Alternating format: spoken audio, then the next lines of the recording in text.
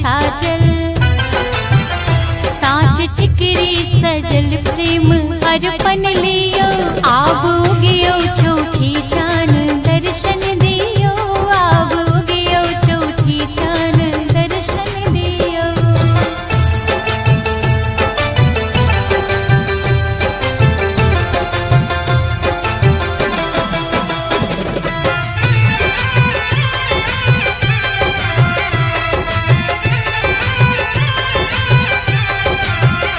पाँच रंगक छे फाल भैट फूल भरल डाल,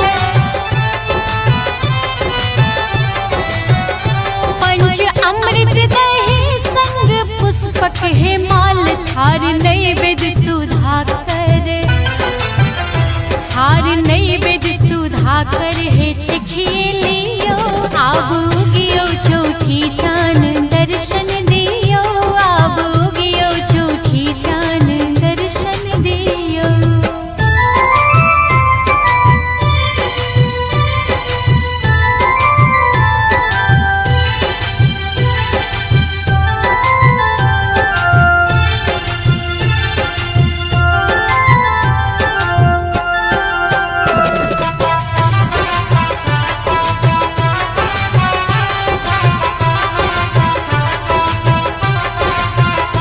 हर दुर्दिन कलंक रोग हृदय के सोग,